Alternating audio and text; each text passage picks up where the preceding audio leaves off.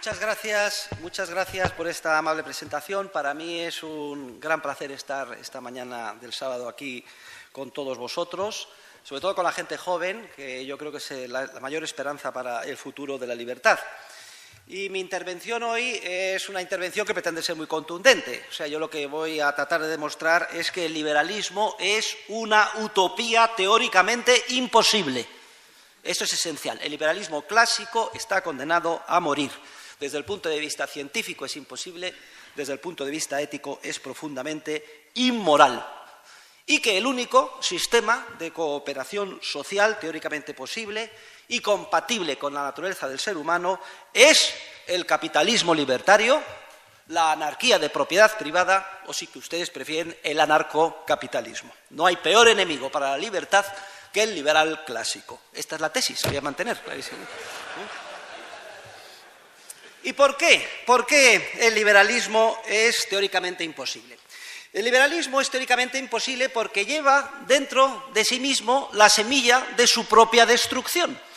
Ya saben ustedes que las enfermedades más graves son aquellas que afectan al sistema inmunológico, van destrozando a uno por dentro, van debilitando el sistema de autodefensa hasta que el ser humano muere. Y si no, tenemos aquí el ejemplo tan próximo del ébola. El liberalismo clásico es el ébola de la libertad individual. ¿Y por qué lleva dentro de sí mismo la semilla de su propia destrucción? Pues muy sencillo, porque no solo es que acepte, es que considera necesaria la existencia de un Estado, siquiera sea mínimo, para organizar la cooperación social. Y esto, señores, es el problema esencial. Porque una vez que se acepta la existencia del Estado, una vez que se da entrada al virus del ébola en el organismo, estamos perdidos. Porque el Estado, y esto es lo que vamos a demostrar a lo largo de esta intervención, primero, no es necesario. Segundo, es teóricamente imposible organizar la sociedad en base al estatismo. Y en tercer lugar, y esto es lo más importante, una vez que has dado entrada en tu organismo al virus destructor, que es el Estado siquiera sea mínimo, es imposible poner freno a su crecimiento sin límites. Es imposible limitar el Estado. Si algo está claro, es que el programa político del liberal clásico ha fracasado. Ostentosamente, el Estado no ha dejado de crecer. Y lo que hemos podido llegar a demostrar los teóricos de la economía son las razones por las cuales tal fracaso era inevitable. Una vez que el Estado existe, es imposible limitar su crecimiento. Pero vamos a comenzar por el carácter innecesario del Estado.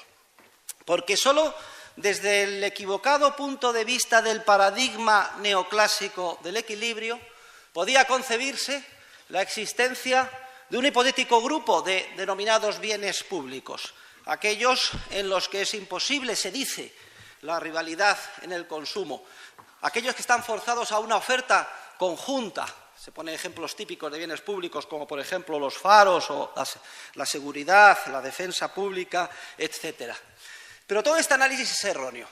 La entrada en nuestra disciplina de la concepción dinámica del mercado basada en la creatividad empresarial ha arrumbado, ha hecho que cayera como un castillo de naipes todo este análisis sobre los supuestos, supuesta existencia de bienes públicos que bloquearía de alguna forma la manifestación de preferencias a nivel público y exigiría la existencia de un órgano monopolista de la violencia para proveerlos. Repito, todo el análisis dinámico basado en la empresarialidad y en el orden espontáneo del mercado, del proceso de mercado, ha echado por tierra toda esta argumentación neoclásica. Porque desde un punto de vista dinámico, siempre que se da una supuesta situación estática de bien público, es decir, de no rivalidad en el consumo o de oferta conjunta, surgen inmediatamente los incentivos empresariales que llevan al descubrimiento de las innovaciones necesarias para permitir precisamente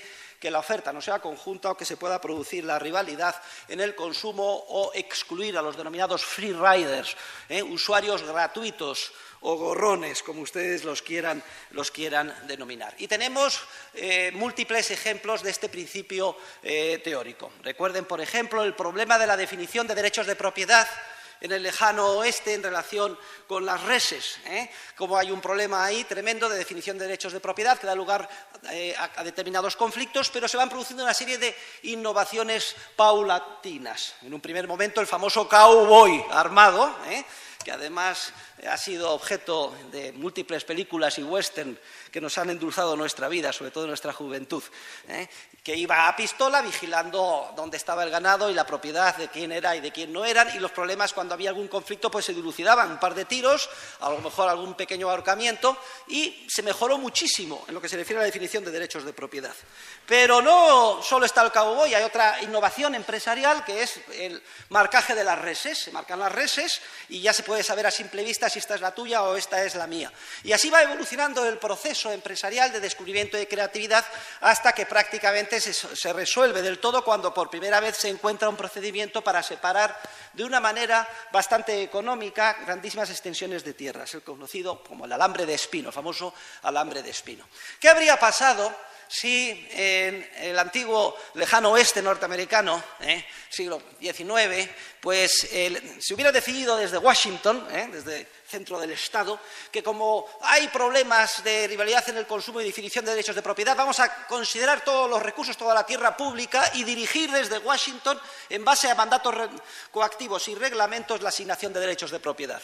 Habría sido un caos y, además, lo más grave todavía, se habría bloqueado el proceso de creatividad empresarial tendente a solucionar los problemas supuestos de bien público. Luego, desde un punto de vista dinámico, basada en la concepción de la empresarialidad y del orden espontáneo del mercado, impulsado por esa creatividad innata del ser humano, el conjunto de bienes públicos tiende a hacerse vacío, sobre todo como condición necesaria si el Estado no interviene y no bloquea el correspondiente proceso. Y es que para la definición, defensa y adquisición de los derechos de propiedad no hace falta el Estado. Esto es una cosa obvia. Aquellos que han estudiado Derecho sabrán que el derecho es el resultado de la plasmación evolutiva de la naturaleza del ser humano a lo largo de generaciones y generaciones. Esta es la manera en la que conciben los grandes jurisconsultos clásicos del derecho romano, Ulpiano, Gallo, Papiniano, y que tienen ustedes resumida en esa cita deliciosa que yo siempre me gusta repetir en mis obras, que conocemos gracias a Cicerón, que la recoge en la República, que pone por boca de Catón cómo para él el proceso social romano era mucho más desarrollado, avanzado que el de otros pueblos, porque no era el resultado de la mente de un solo hombre, como podía ser Solón en Atenas, Licurgo en Esparta, sino que era el resultado de un proceso evolutivo en el que habían intervenido muchas y muchas generaciones, cada una de las cuales incorporando su pequeño granito de información, conocimientos, experiencia, etc. Y además añade Catón que aunque se pudiera incorporar toda la información o el conocimiento en la cabeza de un solo hombre, este jamás podría hacerse con todo el conocimiento que necesita para organizar la sociedad, porque el orden espontáneo del mercado con mucho supera la capacidad de asimilación o de comprensión de un ser humano o grupo de seres humanos por sabios, buenos, expertos o benevolentes que sean. Este es en última instancia, el corazón del argumento sobre el teorema de la imposibilidad del socialismo que después articularían Mises y Hayek. Pero de una manera tan simple y sintética, yo creo que ni Hayek pudo explicarlo mejor. Y parece que han pasado más de 2000 años, pero parece que no hemos aprendido nada, porque si ustedes se leen el último libro del perverso responsable de la última crisis, Alan Greenspan, que se titula El mapa y el territorio, y ven los comentarios que hace Alan Greenspan a su libro, en él dice que no sabe por qué no pudieron dar respuesta a los supermodelos matemáticos desarrollados por la Reserva Federal, el Fondo Monetario Internacional, Goldman Sachs, etcétera, lo que llaman ellos con el nombre rimbombante de Dynamic Stochastic General Equilibrium Models, modelos dinámico-estocásticos de equilibrio general, con muchas fórmulas, que en teoría tienen en cuenta todos los escenarios, meten toda la información y con eso se pretende dirigir la política monetaria y el futuro económico de nuestras vidas. ¿Por qué fracasaron? Porque no importa lo arrogante, lo bien desarrollado, los miles de millones de dólares que se han invertido en esos modelos, es imposible incorporar en los mismos el enorme volumen de información y de conocimiento que continuamente se genera de manera creativa a nivel del proceso social empresarial. Y la definición del derecho como resultado evolutivo no requiere, por tanto, de ningún Estado. El Estado llega muy posteriormente. En la época de Justiniano se piensa que se va a olvidar el derecho y que, de alguna forma, hay que plasmarlo por escrito, el corpus juris civilis, pero el derecho que ya se conocía, que ya existía. Es claro que el derecho es, por tanto, un proceso evolutivo que está más allá, es previo al Estado, está continuamente evolucionando y no es preciso el Estado para definirlo, ni tampoco es preciso para defender el derecho. El Estado defiende de una manera muy imperfecta el derecho. Más que lo que defiende de una manera muy imperfecta el derecho, yo diría que es que el Estado es el principal enemigo del derecho a todos los niveles. Cuando oímos hablar del Estado de Derecho, yo creo que es una contradicción en los términos. Yo cuando fui liberal clásico, ya tengo que reconocer mis pecados graves hasta el año 2000. En el año 2000 ya abjuré de semejante herejía y gravísimo error. Pensaba, iluso de mí, que podía existir tal cosa, que se podía elaborar un programa de lucha política y de investigación científica en torno a conseguir un Estado de Derecho. Esto es imposible. Hablar de Estado de Derecho es, como dice Anthony de Hassay, una contradicción en los términos, tan grande como referirse a un círculo cuadrado, a la nieve caliente, a un esqueleto obeso o a una puta virgen. Es lo que dice.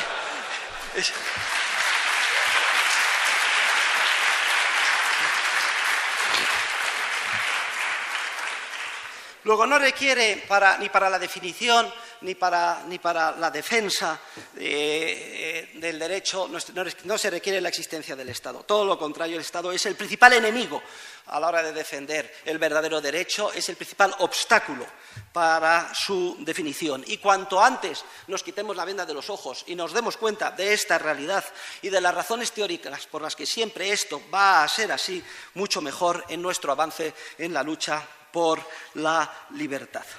Ahora bien, no solo el Estado es, desde el punto de vista científico, innecesario, es que además el estatismo, entendido por estatismo el deseo de organizar la cooperación social en base a un órgano monopolista de la coacción institucional o la violencia, que conocemos con el nombre de Estado. El estatismo es teóricamente imposible. Toda la teoría austríaca sobre la imposibilidad del socialismo de alguna forma se generaliza y se convierte en una teoría sobre la imposibilidad del estatismo. Estoy preparando la 5ª edición española de mi libro Socialismo, Cálculo Económico y Función Empresarial. Y muy seriamente he considerado la posibilidad de cambiarle el título, porque el problema no es el socialismo. Ya me he dado cuenta a lo largo de las últimas décadas que estábamos atacando a un muñeco de paja, a algo que no es realmente lo malo. El problema no es el socialismo, el problema es el Estado en sí, el problema es el estatismo, y por eso mi libro debería de volver a titularse como Estatismo, Cálculo Económico y Función Empresarial. Porque si hay una conclusión esencial del análisis teórico de la escuela austríaca es que es imposible organizar cualquier parcela de la vida en sociedad en base a la coacción institucional, incluyendo la definición del derecho, incluyendo la defensa del derecho, incluyendo la justicia, incluyendo el orden público. Y ello por unas razones esenciales. Analizo con detalle estas razones a lo largo de las 450 páginas de mi libro, pero que las podemos resumir aquí. Primero, por razones de información o conocimiento. Me he referido a ellas cuando he hecho la cita de Catón. Es que es inmenso el volumen de conocimiento e información, ni siquiera lo podemos concebir, que continuamente generamos nosotros, los seres humanos de a pie, conforme desarrollamos nuestras vidas. En segundo lugar, por la naturaleza curiosa, distinta, diferente del tipo de conocimiento o información que desarrollamos de manera creativa y empresarialmente, conforme vamos actuando. Es una información de tipo tácito, es una información articulable, que por tanto no se puede transmitir de manera formalizada a ningún centro de información digamos, a los supuestos expertos, que son los titulares del poder político o los asesores de los políticos, para que puedan ellos, de alguna manera, elaborar leyes justas e imponerlas por la fuerza al cuerpo social. Este programa de investigación y este programa político está condenado al fracaso, no solo por el enorme volumen de información de que se trata, sino por el carácter específico de tipo tácito, no articulable y no transmisible de manera inequívoca a un órgano central. Pero es que además, y en tercer lugar, la información y el conocimiento del que estamos hablando no es una información o conocimiento que esté dado, congelado en algún sitio, acumulado y se pueda transmitir o llevar de un lugar a otro. La información no está dada, porque la información la estamos cambiando continuamente los seres humanos como resultado de nuestra creatividad empresarial. No podemos conocer hoy la información que generaremos empresarialmente mañana, entre otras cosas porque si la conociéramos hoy ya no sería información de mañana, sino que sería información de hoy, ya obsoleta, con un valor ya, si ustedes quieren, meramente arqueológico. Pero resulta que el organizador coactivo, el Estado, la información que necesita para dar un contenido coordinador a sus mandatos en cualquier parcela de las que quiera intervenir, es la información que será relevante mañana y que no es una información que todavía ha surgido y ha sido creada desde el punto de vista empresarial. Nos damos cuenta de la paradoja, de la imposibilidad teórica de que pueda conseguir éxito en su programa de organizar la sociedad con éxito el Estado. Y, en cuarto y último lugar, lo más importante, es que Estado es coacción. Esto es lo más importante. Esto es lo que tenemos que repetir una y otra vez a todos los niveles. Estatismo es coacción, es violencia sistemática, es policía, es cárcel, es tiro en la nuca, son cámaras de gas. Es todo lo mismo, con pequeñas diferencias de grado. Y la coacción bloquea la creatividad empresarial de los seres humanos de a pie. No solo es que la información que necesita el Estado es una información futura que todavía en gran medida no ha sido creada, es todavía más grave. Es que resulta que como el Estado siempre incide de manera coactiva en el cuerpo social, bloquea precisamente, y en la medida en que incida con éxito, bloquea la creación de información de primera mano, que es precisamente la que necesita para dar un contenido coordinador a sus mandatos el día de mañana. Esas son las 4 razones principales por las cuales el socialismo, el estatismo, es teóricamente imposible. Y hay otras muchas consecuencias periféricas del daño que hace el Estado en nuestras vidas. Las pueden estudiar con detalle en mis obras o en cualquiera de las obras relacionadas con este tema. Pero quizá lo más importante es el efecto profundamente corruptor que genera el estatismo. El Estado nos corrompe a todos los niveles, nos destroza a todos los niveles, corrompe el concepto de ley, lo sustituye por un simple reglamento o mandato, corrompe el concepto de justicia, que es la adaptación de nuestro comportamiento a unas normas pautadas, normas de derecho en sentido material, general, con aplicación general y abstracta e igual a todos, y lo sustituye por una pseudoley, un reglamento que nos obliga a desarrollar un comportamiento específico en unas circunstancias concretas que no tiene nada que ver y que pretende imponer los fines de aquel que está al mando. Y me da lo mismo que haya sido votado o no democráticamente. Esto es irrelevante desde el punto de vista del efecto corrupción y del efecto perversión. Pero, ¿qué les voy a decir que ustedes no conozcan? Si es que coge uno, abre la prensa todos los días y parece que todo esto es una enfermedad moral y que nuestros líderes, por ejemplo, el rey Felipe VI, no, es que necesitamos volver a la moralidad. Yerran gravemente en el diagnóstico del problema. No se trata en que de pronto todos hayamos dejado de ser morales. Es que resulta que el sistema basado en el Estado corrompe nuestro comportamiento de manera sistemática. Y que no me diga alguien, pero ¿qué dice usted, profesor Huerta de Soto? Que el estatismo es teóricamente imposible, pero ¿no vivimos con un Estado? ¿No están prosperando las sociedades? ¿No a trancas y barrancas avanzamos? Y la respuesta es que esto, en la medida en que suceda, no sucede como consecuencia del Estado, sino a pesar del Estado. Esta es la idea esencial, que además da título a una de las obras de mi gran colega y amigo Carlos Rodríguez Brown, que recomiendo que todos ustedes lean. Todo lo que ustedes puedan ver bueno que les rodea no es resultado del Estado, sino que ha podido surgir con grandes dificultades a pesar del Estado. Y aquí me gustaría que todos fuéramos conscientes de que el ciudadano en general muy fácilmente cae víctima de una peligrosísima ilusión, porque como consideramos que, por ejemplo, son esenciales para nuestra vida las carreteras, la educación, los hospitales, el orden público, y como vemos que en la situación actual las carreteras, el orden público, la educación, etcétera, las proporciona malamente el Estado, identificamos Estado con estos bienes que son tan necesarios. Y pensamos que si no existiera el Estado no existirían estos bienes supuestamente públicos. Este es el gravísimo error de esta falsa correlación.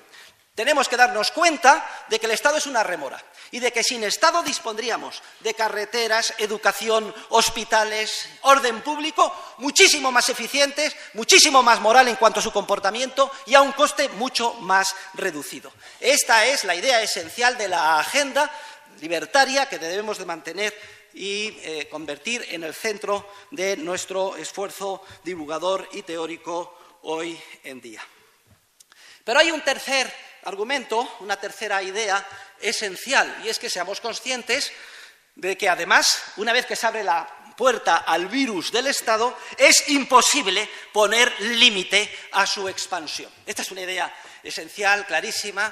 La tienen ustedes más o menos desarrollada intuitivamente, por ejemplo, en las obras de Hans Hermann Hoppe, en su libro sobre la democracia, el Dios que fracasó, The God That Failed, y, de hecho, le lleva a una serie de conclusiones que en algún sentido pues, parecen un poco chocantes, como, por ejemplo, la conclusión teórica a la que llega Hoppe de que a estos efectos, y como mal menor, una monarquía absoluta sería menos peligrosa que una democracia, porque el monarca absoluto, considerándose propietario de su reino, pues aunque solo sea para no matar las gallinas de los huevos de oro y dejar algo a sus herederos, salvo que sea profundamente idiota, pues tenderá a ser menos dañino, perjudicial que un sistema democrático. Bueno, dejemos esta discusión ahí. Yo puedo parcialmente estar de acuerdo, pero tendría que ser un rey de un reino pequeñito, no más grande que Andorra o Mónaco.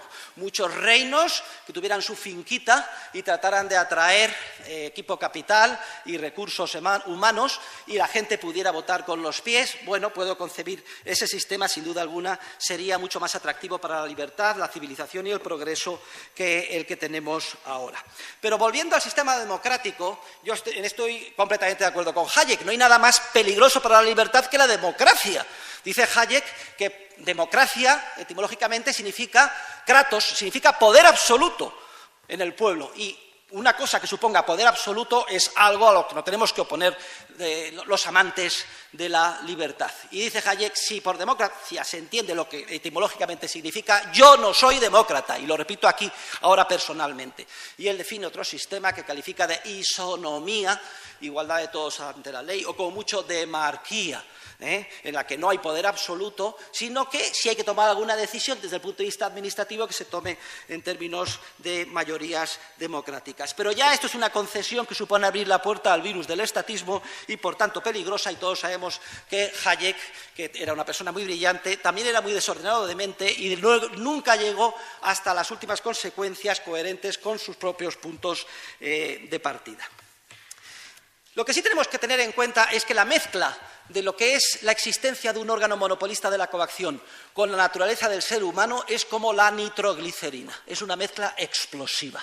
En el momento en que hay un órgano que se arroga con carácter monopolista la coacción institucional, y teniendo en cuenta cómo hemos sido creados y la naturaleza que tenemos los seres humanos, ya estamos perdidos. Porque eso atrae como un imán, primero, el desarrollo de todas las facetas más perversas y los peores vicios que el alma humana puede generar. Y por otro lado, el deseo de manera directa o indirecta a acercarse al poder para manipularlo. No hace falta coger la prensa para leer las historias del pequeño Nicolás y darnos cuenta de cómo atrae la maldad a todos los niveles, incluso desde que somos pequeñitos. Por cierto, que si no le pillan al pequeño Nicolás, yo estoy seguro que llega a presidente del gobierno, no tengan ustedes ninguna duda. Lo que no sé es si casado o no con la denominada Pechotes, que me he enterado esta mañana que anda por ahí circulando. Y yo no salgo de mi asombro. En una noticia, el Nicolás y la Pechotes. En el otra, el PP financió con 750.000 euros con dinero negro el arreglo de su sede social. ¿Pero dónde vivimos? Y todo el mundo sorprendido. ¿Qué país? ¿Qué falta de moralidad? Nada de falta de moralidad. Es lo típico que siempre sucederá en un entorno en el que el Estado se encarga de la organización social. Y es que, además, hay un proceso de corrupción que interactúa. A los políticos les interesa mantenernos constantemente infantilizados. El esquema, basta encender la televisión y ver un telediario cualquiera, es siempre el mismo. Se detecta un supuesto problema, se achaca el problema a las fuerzas perversas del mercado, siempre hay ánimo de lucro de algún empresario capitalista perverso que no tiene en cuenta el bien común, pero ustedes, ciudadanos, quédense tranquilos porque ya ha llegado papá Estado que ha tomado tales medidas, legislación, reglamento, etcétera, y el problema va a quedar solucionado. Al ser humano, es normal, nos produce vértigo el hecho de que el futuro sea un por hacer y no un porvenir, y que, por tanto, como no está ahí dado y solo falta que llegue, sino que lo tenemos que construir o hacer día a día, hay una incertidumbre ineradicable sobre cuál va a ser. Esto, precisamente, que es inseparable con nuestra propia naturaleza, es lo que hace que merezca la pena vivir nuestras vidas, porque hace atractivo vivir, hace que la vida sea un continuo desafío. Pero también a muchas personas, y en muchas ocasiones, esto nos produce vértigo, nos da inseguridad. Nos gustaría tener una seguridad sobre lo que va a pasar mañana. Nos gustaría tener una bola de cristal, nos gustaría tener algo al que poder agarrarnos. Y en cuanto los políticos nos ofrecen esta vana ilusión de que se van a ocupar del destino de nuestras vidas desde que nacemos hasta que morimos, de que de todo, la educación, la sanidad, la vivienda, las vacaciones, el sueldo, va a estar en buenas manos, en ese momento caemos en la trampa. Es muy sencillo caer en este pecado de borrachera del poder y dejarnos comprar. Y decir, sí, que sean ellos.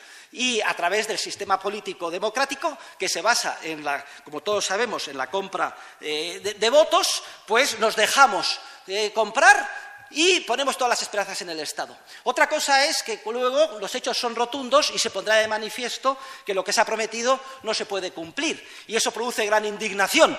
Y están los indignados en la Puerta del Sol y Podemos, que son como nosotros, pero en las antípodas, todos diciendo que van a acabar con esto, que lo que hace falta es todavía más Estado, una revolución, quemar a los políticos, pero también a los banqueros, a los empresarios, a todo Kiski, pedir la condonación de la deuda, etcétera. Pobrecillos, qué incultura, pero por lo menos es caldo de cultivo preparado para que les expliquemos y les enseñemos cuál es la realidad. Porque la realidad es que en esa borrachera del poder, en esa infantilización de los seres humanos, a la larga hay una serie también de principios económicos contra los que no se puede luchar. Por ejemplo, la racionalidad de la ignorancia, estudiado por la Escuela de la Public Choice. No sé si es relevante estudiar los programas de los partidos políticos y además votar con conocimiento de causa, porque todos descontamos que nuestro voto es irrelevante. Todos sabemos que en cualquiera de las elecciones en las que hemos ido a votar, si no hubiéramos votado, el resultado es el mismo. Entonces, ¿para qué votamos? Porque somos gilipollas integrales. ¿Por qué votamos? Pues porque nos quedamos más tranquilos, porque lo concebimos en términos de mi equipo de fútbol, que ganen los míos y no ganen los otros, o porque este me parece más guapo, porque tiene morritos, el otro me parece más feo, o porque en mi casa siempre se ha odiado a los de derecha, a la derechona, o se ha odiado a los de izquierda, a los comunistas, por toda una serie de razones más o menos prosaicas, pero que nada tienen que ver con el fundamento realmente social de lo que debería de ser un voto. Y no solo la racionalidad de la ignorancia continuamente actúa, sino también el peso continuo y creciente de los grupos de interés. A río revuelto, arrogancia de pescadores. Nadie se ocupa de defender a la mayoría silenciosa, los grupos de interés se organizan, presionan directamente para conseguir ventajas concretas del poder político a cambio de apoyos puntuales. Y así es como funciona el sistema, lo estamos viendo todos los días. A los políticos les importa 3 pepinos lo que nos suceda más allá de las siguientes elecciones. Es el efecto de la miopía gubernamental. Solo quieren comprar nuestros votos, conseguir el poder y luego, si te he visto, no me acuerdo. No hay ninguna obligación de cumplir lo que se prometió en las elecciones. Es lo que se denomina el principio de la representación no vinculante. Y si a eso añadimos el papel de los funcionarios o burócratas, que son los que se encargan luego de manera concatenada de imponer los reglamentos voluntaristas del poder, los funcionarios siempre son víctimas de la megalomanía. Lo único que quieren es más presupuesto, siempre que conciben que su departamento es el más esencial. Una vez que se ha creado, jamás puede cerrarse. Ningún funcionario en el pasado, en el presente y en el futuro pues reunirá a los periodistas en una conferencia de prensa para decirles: señores, después de un estudio profundo por nosotros hemos llegado a la conclusión de que nuestro departamento sobra y le he pedido a mi ministro que lo cierre. ¡Jamás ocurrirá tal cosa! Todo lo contrario. Hay problema en la justicia. ¿Qué es lo que se pide? Más presupuesto, más jueces, más funcionarios. Siempre lo mismo, en todos los ámbitos. Es el efecto de la megalomanía, de la irresponsabilidad del funcionario, que lo único que quiere, porque es lo único que le encorseta el presupuesto y el reglamento, más libertad en el sentido de más presupuesto y más gasto. La mezcla de todos estos inevitables principios con la naturaleza nuestra es tremendamente letal. Y además hace que no sea una parodia esa famosa frase de Groucho Marx, que definía la política, y cito literalmente, como, primero, el arte de buscar problemas inexistentes. Segundo, convencer a la gente de que se han encontrado esos problemas, que solo son aparentes. Tercero, hacer un diagnóstico erróneo de los mismos. Y cuarto, aplicar medidas contraproducentes que no los solucionan, sino que los agravan, en caso de que hubieran existido. Esa era la definición, la parodia de Groucho Marx, pero me parece que después de lo que estamos hablando coincide completamente con lo que sucede en la realidad. Y es además sorprendente cómo no nos damos cuenta de que el principal peligro para nuestras vidas está en el Estado. O sea, el ídolo al que todo se sacrifica hoy en día es el Estado, es el becerro de oro que de alguna forma nos tiene obnubilados en una situación esa situación de borrachera en la que no somos capaces de darnos cuenta de lo que está sucediendo, pero todos estamos adorando continuamente al becerro de oro del Estado, incluso nosotros los que estamos aquí, muchos de los cuales son ustedes, como era yo hasta el año 2000, esos perversos liberales clásicos. Sin darnos cuenta salimos de nuestra casa y nos indignamos si es que resulta que el metro público no funciona bien. Parece mentira que es esto, estamos entrando al juego, es casi inevitable no darse cuenta de hasta qué punto el efecto corruptor ha llegado a nuestras propias almas.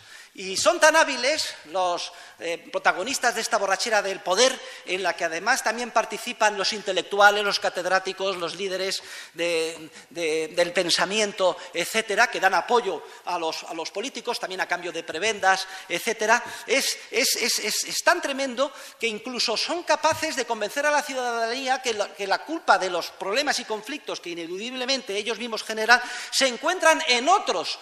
En otras razones, en otras causas. Generalmente, ¿en qué? En la economía de mercado, en el capitalismo, en la empresa, en el ánimo de lucro, etcétera. Incluso los líderes sociales más conspicuos, estoy hablando de papas, etcétera, en vez de reconocer que el principal peligro para sus respectivas religiones radica en el Estado, empiezan a hablar de que si la desigualdad, que si las ansias de materialismo, que si la falta de solidaridad, es decir, buenismo puro y duro y barato.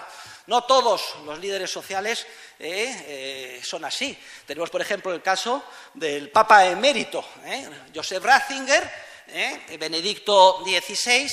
Tiene mucha gracia porque es el que de manera más clara ha explicado que el Estado, sin ninguna duda, es la encarnación del demonio, del maligno. Ya saben ustedes esto, lo claro que está. Por ejemplo, en el volumen 2 de su sobresaliente biografía, Jesús de Nazaret.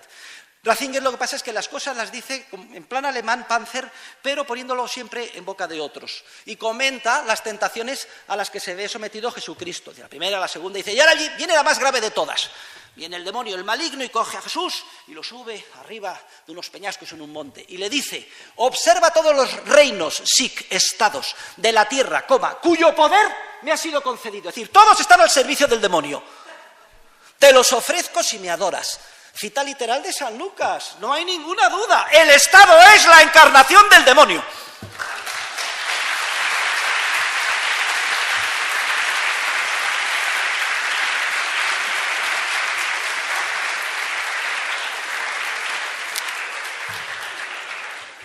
Y en ese proceso de adormecimiento de nuestra responsabilidad, de nuestra razón, de nuestra capacidad de discernir moralmente lo que está bien, lo que está mal, el Estado juega un papel terrible. Ratzinger pone esta idea en boca de Soloviev, uno de los más importantes teólogos, que escribe un libro que se titula El camino abierto para la paz y la prosperidad en el mundo. Dice, este libro está escrito por el anticristo, es decir, por el maligno. ¿Y qué es lo que dice Soloviev? ¿Por qué argumenta que este libro es fruto del anticristo, del maligno, del demonio? ¿Saben ustedes lo que dice este libro, lo que defiende este libro? Dice que la paz, la prosperidad, el bienestar se tiene que lograr en el mundo gracias a un Estado mundial dirigido por expertos buenos. ¡Ese es el demonio!, dice Soloviev. Y Ratzinger lo reafirma, lo confirma. Porque lo que se pretende es salvar al ser humano aquí en la tierra, hacer aquí el paraíso terrenal, el nirvana. Como es lógico, los líderes religiosos dicen haciendo tabla rasa de Dios y movilizar a toda la sociedad en pos de ese ideal imposible.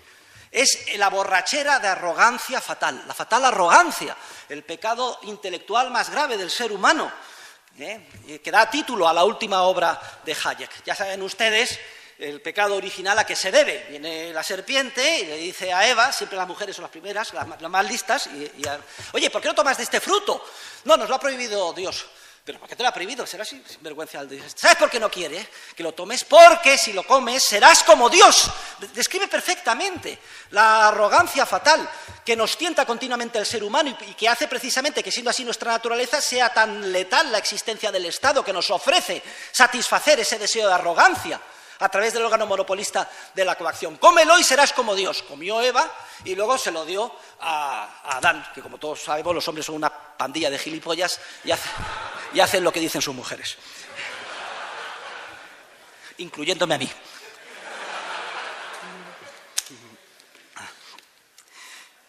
Bueno, pues yo creo que es suficiente para haber comentado rápidamente y con las restricciones de tiempo que tenemos el por qué el Estado es una utopía teóricamente imposible y además es un virus como el ébola peligrosísimo.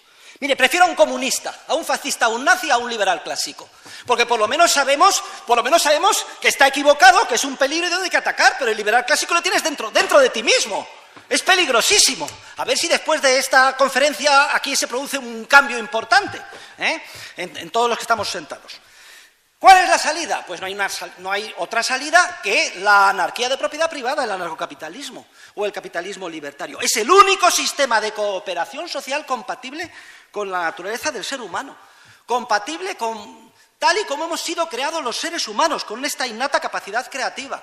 Toda la teoría económica sensata de la escuela austríaca se basa en el estudio del orden espontáneo del mercado.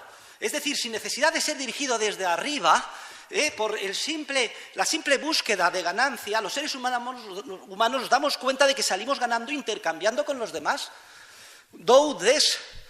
Y somos capaces de manera evolutiva de descubrir, primero, unos con más capacidad empresarial que otros, que logramos mejor nuestros fines si a cambio de lo que tenemos pedimos un medio que, aunque no necesitemos directamente, sí que nos damos cuenta que es objeto de intercambio con más frecuencia.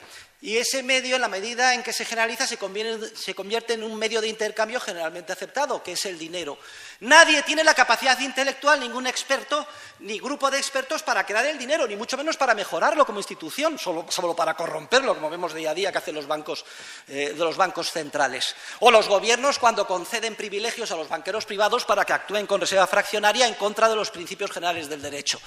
Y el dinero lo que permite es la expansión sin límite de los intercambios. Por eso es la institución social por excelencia, porque la sociedad es una complejísima red de interacciones humanas que básicamente son relaciones de intercambio. Y en esa multiplicación exponencial de los intercambios tenemos que entendernos con el otro, y entonces surgen evolutivamente y de manera asintótica idiomas o lenguajes Y hoy en día el castellano, el chino y a nivel internacional, científico y económico, el inglés sobre todo, como fue en su día el latín. Y además en esos intercambios tenemos que desarrollar unos comportamientos pautados, el apretón de manos, el que el contrato hay que cumplirlo. Y si no lo hacemos, pues somos objeto de un estigma. Y va surgiendo el derecho. Y así sucesivamente con todas las instituciones sociales, que son esenciales para nuestra vida. Y especialmente las que se refieren a la definición de defensa de los derechos de propiedad, a la prevención, represión y sanción del crimen. Miren, por muy grave que les parezca a ustedes un crimen, siempre será un juego de niños en comparación con el máximo criminal de la historia, que es el Estado. Y el mercado desarrolla de manera evolutiva y muy eficiente y al margen del Estado, desde el punto de vista de la creatividad empresarial, los mecanismos paulatinos para definir, defender y conseguir la prevención, sanción y represión del crimen cada vez mejor, de manera más moral y más barata. No podemos saber exactamente cómo en un sistema anarcocapitalista con detalles se solucionarían todos los problemas. Precisamente depende de un conocimiento empresarial que todavía no se ha creado, pero el hecho de que esta capacidad creativa exista, aunque nos impide saber exactamente cómo se solucionaría, es lo que nos da tranquilidad de que debemos de confiar en la libertad y acabar cuanto antes con el Estado. La teoría del orden evolutivo y del mercado nos permite generalizar el análisis y construir toda una teoría sobre el sistema anarcocapitalista, que, por cierto, es el contenido de la parte primera del volumen 1 de mi libro, Tratado de Teoría Económica Política Moderna, que actualmente me encuentro escribiendo. Entonces, ¿cuáles son las conclusiones del análisis que estamos haciendo esta mañana? Pues básicamente son conclusiones revolucionarias. Nosotros debemos de ser revolucionarios. Yo me considero un revolucionario. A mí me gustaría que todos mis seguidores y todos ustedes sean revolucionarios. El objetivo es acabar con el Estado. Eso lo tengo que tener muy claro. Es destruir, quizá destruir conlleva una idea demasiado violenta, etcétera. Desmantelar, eliminar el Estado. Tenemos que superar ese liberalismo utópico e ingenuo de los liberales del siglo XIX, siglo XVIII y XIX. Hombre, se les puede permitir, estaban luchando contra el ancien régime, pero hombre, han pasado 200 años, 150 años, no podemos seguir diciendo las mismas tonterías. Esto es algo que dije en el año 2000 en la reunión general de la Mont Pelerin Society en Santiago de Chile. A todos mis colegas de la Mont Pelerin, no podemos seguir diciendo las mismas cosas que hace 150 años o 200. Tenemos que hacer una actualización, un ayornamiento del sistema de defensa de la libertad. Hay que acabar con el liberalismo clásico. Hay que abrazar y luchar con todas nuestras fuerzas a favor de la anarquía de propiedad privada. Yo dije eso porque deseaba que me echaran de la asociación. Pero para mi sorpresa se pusieron todos de pie a aplaudirme y me hicieron vicepresidente.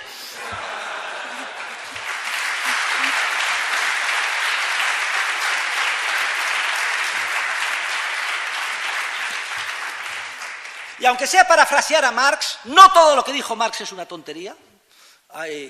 Aunque sea parafrasear a Marx, es vital hoy en día acabar con este liberalismo utópico y sustituido por el liberalismo verdaderamente científico, que no es el liberalismo clásico, sino que es el libertarismo basado en la anarquía de propiedad privada. Y aquí me gustaría dar algunos consejos, sobre todo a los más jóvenes. Cuando me vinieron a ver la primera vez sus representantes de Estudiantes para la Libertad, a mi despacho en la Rue Juan Carlos, yo les dije no, yo siempre te digo que no, es lo que también recomiendo a mis alumnas. Mirad, chicas, de entrada siempre no, porque para decir sí siempre se está a tiempo. Y yo dije, no, yo no puedo, yo no doy conferencias, yo se la dejo a mis chicos, hay que dar, yo ya estoy, vean ustedes los vídeos, etcétera. Al final he terminado aquí y además muy contentos. Pero yo les dije a los que vinieron a verme, mira, lo que tenéis que hacer es estudiar. Me parece fenomenal que el movimiento se expanda, que también copiando a los soviets se vayan haciendo estas células en todas las universidades y departamentos, me parece fenomenal, pero esto va a quedar en agua de borrajas como no estudiéis. Y les hice un pequeño quiz, examen. ¿Te has leído La acción humana? No. ¿Te has leído los libros de Rothbard? No. ¿Te has leído mis libros? No. Cuando os leáis todos, me invitáis. Bueno, la primera recomendación que os doy, no se puede hacer nada sin estudiar. tenemos que estudiar a fondo, hay un acervo riquísimo de argumentos y de teorías ya perfectamente, casi perfecta, no hay nada perfecto, pero muy elaborado, y desde luego a la hora de luchar en el día a día ahí fuera no podéis andar en plan light, hay que dominar, hay que luchar los argumentos. La búsqueda de la verdad científica debe de ser, además, un objetivo irrenunciable. Yo no digo que todos se dediquen al ámbito académico, aunque no estaría mal que de estos movimientos y células jóvenes surjan académicos el día de mañana que puedan ocupar puestos de responsabilidad, aunque sea en la universidad pública. Yo siempre digo que soy un virus, en este sentido de los buenos, introducido dentro del sistema malo para destruirlo. Estudio a fondo y luego aquellos que queráis dedicaros a una actividad más prosaica, más de conseguir objetivos a corto plazo, más cercana de la política, qué grave error.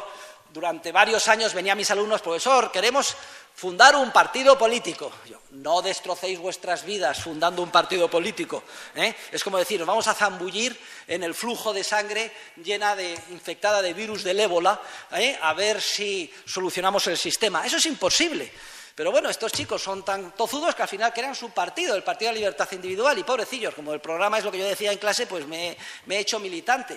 Pero no destrocéis vuestras vidas, lo cual me obligó a mandar una carta rescindiendo mi militancia en el PP y en UPN, que me habían hecho ad calendas graecas hace muchísimos años y no había yo mandado orden de baja al correspondiente banco. Pero yo creo que esa es una misión perdida. La misión importante es, mediante el estudio, mediante la propagación de las ideas, mediante la elaboración de las células, mediante los think tanks. Tengo un trabajo, El economista liberal en la política, que desgrana todos los ámbitos donde podemos luchar. Ahora bien, me gustaría hacer aquí dos observaciones. Una, que a veces se consigue mucho más en vez de hablando, escribiendo con think tanks, partidos políticos, argumentando, etcétera. A veces en un día se avanzan zancadas de varios siglos, simplemente si hay un marco institucionalizado que te obliga a ir por donde debes. Y eso es precisamente lo que ha sucedido con el euro, que de alguna forma ha mimetizado en gran medida el funcionamiento del patrón oro. Nunca pensé yo en vida que iba a haber las reformas que se han efectuado en España. Y ha sido porque el gobierno se vio literalmente obligado a hacerlas, los dos gobiernos, incluyendo la reforma de la Constitución estableciendo el principio del presupuesto equilibrado. Vamos, es que si vive James Buchanan, le da un síncope y se vuelve a morir. Es lógico, y es cierto, que yo a nivel público digo que estas medidas son una mierda, que no se ha liberalizado ahora en España, que hay que hacer muchísimo más, etcétera. Pero entre nosotros, nunca hubiera yo pensado que se iban a tomar, y se han tomado simplemente porque hemos perdido autonomía de política monetaria y el gobierno le vio las orejas al lobo y pensó, suspendemos pagos en 24 horas y no podemos pagar a los funcionarios. Y tomaron las medidas. Quiere decir que cuando hay un marco, el marco nos obliga a actuar bien o mal. El marco actual, lo hemos visto, con organización monopolista de la violencia del Estado, nos corrompe. Pero un marco en el que hubiera libertad, un marco en el que no existiera el Estado o estuviera reducido a la mínima expresión, es un marco que tiende a potenciar la parte de virtud de nuestra naturaleza. Y otra idea que también le querría decir es recordar la vieja afirmación de mi gran maestro, Murray Rothbard, que decía que las regulaciones se dividen en dos tipos. Aquellas que hay que eliminar directamente, esta regulación fuera, o aquellas que hay que privatizarlas. Nada más. Claro, si uno ve, pues yo que sé, a unos vendedores ambulantes en la puerta de tu casa y eres liberal, puedes cometer el error de pensar, pues que cada uno haga lo que quiera, que estén aquí, que vengan a vender, etcétera. Grave error.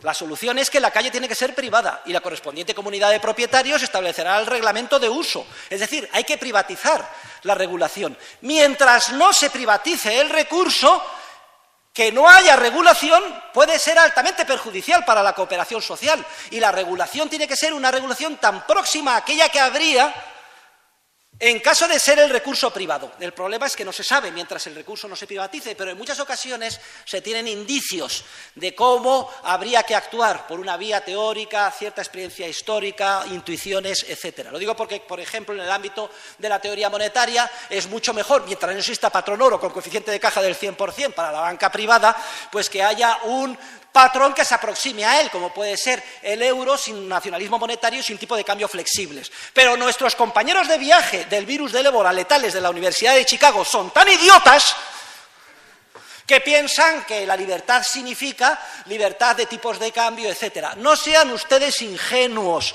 en el análisis. No encontrarán a nadie más radical y puro que yo, hasta el punto de que a mí el profesor Rayo me parece un tibio socialdemócrata.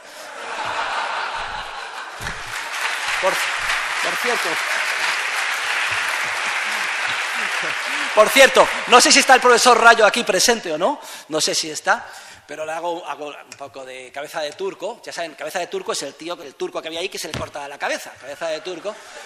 Pero eso de defender la reserva fraccionaria, aunque sea para descontar letras supuestamente de buena calidad, o que tiene que haber subvenciones del Estado para I+D, con todos los respetos, profesor Rayo. En todo lo demás eres perfecto, pero en esto eres un socialdemócrata de cojones. Bien.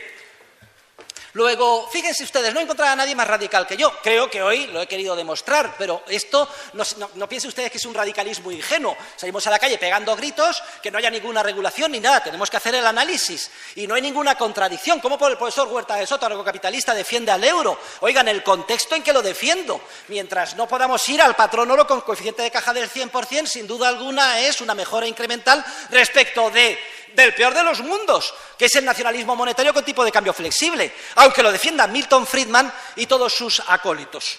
Luego, esas son mis recomendaciones. Y si queréis dedicaros a la política, no olvidéis nunca el esquema dual desarrollado por William Hutt.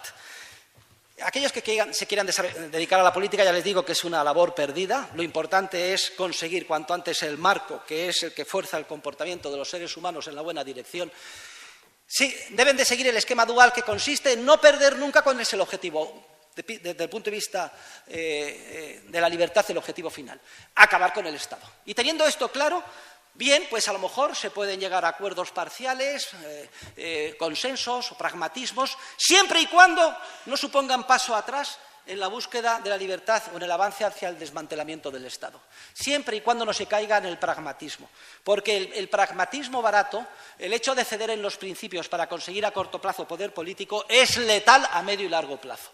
Claro que la política se basa en conseguir acuerdos para lograr el poder a corto plazo. Por eso digo que es una contradicción en los términos, que es destrozar nuestra vida dedicarnos a la política. Pero como sé que hay alguno de ustedes que no podrá resistir la tentación, por lo menos que no olviden nunca el objetivo a largo plazo, desmantelar el Estado, y que en esa lucha por conseguir el poder nunca violen los principios, nunca den pasos atrás. Y nuestra posición es puramente revolucionaria. Es revolucionaria a nivel científico. Estamos en un momento de cambio de la ciencia económica. Deja de ser una ingeniería social basada en el paradigma del equilibrio para convertirse en toda una teoría general sobre el Big Bang social, la expansión sin límite del conocimiento, de la información, en un mundo creativo y globalizado, en el que ni siquiera podemos imaginar lo que seremos capaces de descubrir y crear el día de mañana. Fíjense ustedes los cambios que ha habido en las últimas décadas, en los ordenadores personales, el iPhone, el iPad, y todo esto con la losa de mármol del Estado. Es que lo que puede hacer la humanidad es inconcebible si es que nos quitamos de encima ese peso, esa rémora. Y no solo una revolución científica, una revolución económico-social, también una revolución política. El saber que el enemigo es el Estado es lo más importante. Tenemos que salir de ahí pensando que tenemos que destruir el Estado, desmantelar el Estado. Y ese desmantelamiento del Estado no tiene que ser forzosamente sangriento. Ha habido revoluciones muy importantes y grandes en las que no se ha vertido una gota de sangre. En todo caso, yo soy pacifista, no soy partidario de la utilización de la violencia, más bien de las ideas y de los marcos. Y a veces se producirán saltos que ni siquiera podamos haber imaginado. Pero si alguna vez... desde luego les recomiendo que utilicen la violencia. Rothbard decía que desde el punto de vista práctico uno no se va a jugar la vida. Por esto, entre otras cosas, porque se perdería un soldado que no podría seguir luchando el día de mañana. Pero apliquen los principios esenciales desarrollados por nuestros escolásticos de oro del siglo más brillante de nuestra historia, siglo XVI y XVII de la Escuela de Salamanca. La violencia solo está justificada cuando se han agotado todas las medidas pacíficas. Solamente está justificada en caso de defensa, solamente propia, no con carácter agresivo. Solo está justificado con carácter proporcional. Debe haber proporcionalidad entre la agresión y la violencia que uno haga para defenderse de ella. Hay que asegurarse de que no haya víctimas inocentes en ninguna circunstancia. Y además hay que tener, decían nuestros escolásticos del siglo de oro, algunas posibilidades de éxito porque el suicidio es un gran pecado. Yo a esto añadiría dos recomendaciones adicionales, que tanto los soldados como la financiación sean puramente privadas. Esos son los condicionamientos de la violencia. Y desde luego yo creo que podemos hacer avanzar la libertad y desmontar el Estado muchísimo sin necesidad de recurrir a ella. Pero tampoco se descarta. Vean ustedes la película Valkyria, y si nos sale un Hitler, ¿quién no apretaría el gatillo para evitar que se gasearan a los judíos? Y otros muchos casos que podrían comentarse. Lean, por ejemplo, el prólogo al libro que hemos publicado sobre el verdadero Lincoln en Unión Editorial. Y termino mi intervención. Con unas palabras de optimismo sobre España.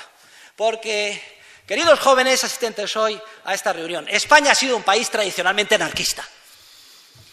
España es el único país en el que ha habido un experimento de anarquismo en el que, por ejemplo, 150 pueblos, durante la época de la Guerra Civil, en el lado republicano, se declararon independientes. En el que había un general, don Cipriano Mera, anarquista, que tenía su ejército particular. Iba donde le daba la gana, atacaba cuando estimaba conveniente y se retiraba cuando estimaba conveniente, para gran desesperación del alto Estado Mayor de la República. Tienen un artículo delicioso escrito por el actual gobernador del Banco de España titulado El dinero de los anarquistas, que hemos publicado en Procesos de Mercado. Es curioso porque hay uno de los pueblos que se declara independiente en Toledo y en el que emiten su propia moneda. Dicen que no están dispuestos a aceptar la moneda de la República, la de los comunistas esos, con sus comisarios y los socialistas del PSOE. Y emiten su propio papel moneda que dice, lo tiene en el Banco de España, vale por 10 porvos con la Lola. Porvos es P-O-R-V-O-S. Hombre, no sabían escribir polvos bien. Y la Lola no se sabe quién era, pero debía de estar muy buena cuando era moneda de curso legal en ese pueblo.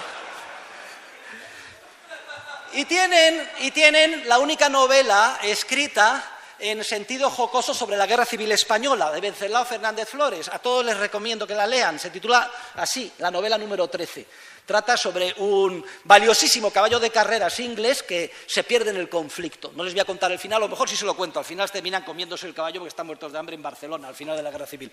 Pero bueno, el caso es que cuenta todas las anécdotas de los diferentes pueblos, incluyendo el de otro pueblo anarquista en Aragón. Muy gracioso, porque después de echar la revolución y de haber pegado el tiro al jerarca de turno, al propietario de su finquita, etcétera, ya deciden no seguir haciendo la guerra ni luchar contra Franco y el alcalde declara el nudismo integral obligatorio. Claro, el único problema, tenías que ir en pelotas porque si no te pegaban un tiro, es que hacía un frío tremendo, sobre todo en invierno, y ya leerán en la novela las vicisitudes que sucedían en este pueblo anarquista. Hombre, el anarquismo, el libertarismo comunista, el anarquismo comunista es completamente también utópico y falaz, porque pretenden eliminar la propiedad privada. Para esto tienen que efectuar un nivel de coacción que supone recrear un Estado. Y además el volumen de crímenes que cometieron los anarquistas comunistas en la Guerra Civil fue muy grande, aunque en cierta medida un juego de niños en comparación con el de comunistas y socialistas, porque eran estatistas y claro, la coacción sistemática del Estado a la hora de asesinar es mucho más eficiente que la de la anarquía comunista. No hay otro experimento como el de nuestro país en este ámbito. Lo que sí podemos estar seguros es que el odio al Estado de los anarcocomunistas es superior a su odio a la propiedad privada. Con lo cual aquí también hay un campo importante en el que podemos sembrar, porque podemos explicarle en términos de racionalidad que la única posibilidad de tener éxito acabando con el Estado es a través de la anarquía de propiedad privada. Y si esto es así, y el español siempre ha sido anarquista, y si no lean ustedes el Quijote, y todos debemos de considerarnos Don Quijote luchando contra los molinos de viento del Estado, si esto es así y triunfa en este siglo el anarquismo de propiedad privada en nuestro país, España volverá a ser ejemplo para el mundo. España volverá a materializar un nuevo siglo de oro. Se encontrará en la vanguardia de una nueva etapa en la que felizmente recordaremos al Estado simplemente como una oscura reliquia de la historia. Muchas gracias.